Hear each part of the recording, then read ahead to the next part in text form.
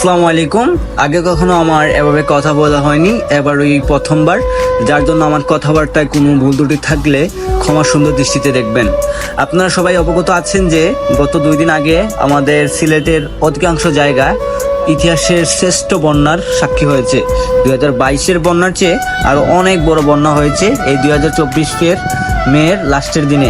আমি ওই দিন বন্যার ভয়াবহতার একটি ভিডিও আপলোড দিয়েছিলাম, যেটা প্রায় আপনারা 21 লক্ষ মানুষ ভালোবাসা ও দোয়া বিনিময় করেছেন। আপনারা যারা ওই ভিডিওটা দেখেননি তারা চাইলে দেখে আসতে পারেন, আমার আইডিতে পিন করা রয়েছে।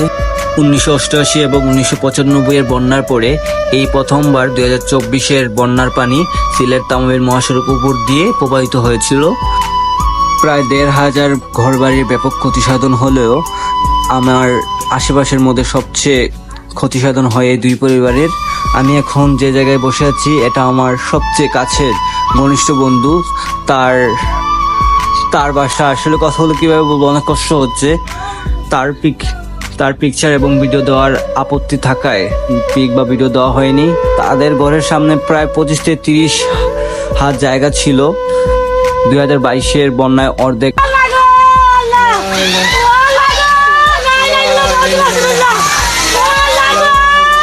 এবং 2024-এ এসে পুরোপুরি নিঃস্ব করে দিয়েছে, যেটা আপনারা দেখতেই পাচ্ছেন। তার ঘরের অর্ধেক চলে গেছে, নিয়ে গেছে বন্যায়। বন্যার এই নির্মম ক্ষতির তো আর পুরোপুরি তাকে ফিরিয়ে দেওয়া সম্ভব না। তাই আপনাদের ছোট ছোট সাহায্যের মাধ্যমে তার পাশে দাঁড়ালে কিছুটা হলেও তারা উপকৃত হবে।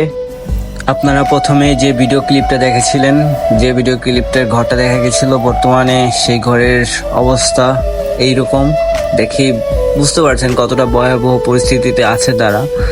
তো আপনারা যারা সাহায্য করতে চান বা তাদের পাশে দাঁড়াতে চান, কমেন্ট করতে পারেন। কমেন্ট করলে আমি সরাসরি ভুক্তভোগীদের সাথে যোগাযোগ করিয়ে দিব। আর বিস্তারিত জানতে চাইলে ইনবক্সে মেসেজ করবেন।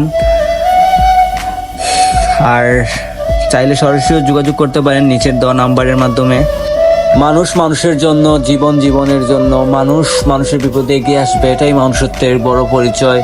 তো আপনারা যে যার জায়গা থেকে সাহায্য করলে ছোট ছোট সাহায্যগুলাই হয়তো একটা বড় সাহায্যে রূপান্তরিত হতে পারে।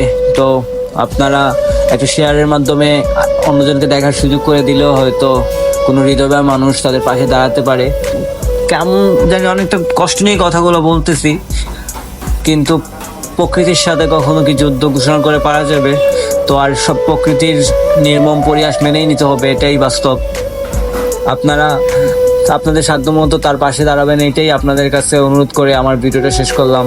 আর আমি প্রফেশনাল কোনো ভিডিও মেকার না, আমি সরাসরি ফোনের মাধ্যমে কথাগুলো রেকর্ড করছি। আপনারা যে যার সাধ্যমতো সাহায্যের হাত বাড়িয়ে দিবেন, এটাই অনুরোধ করছি আপনাদের কাছে। সবাই ভালো থাকবেন। আসসালামু আলাইকুম।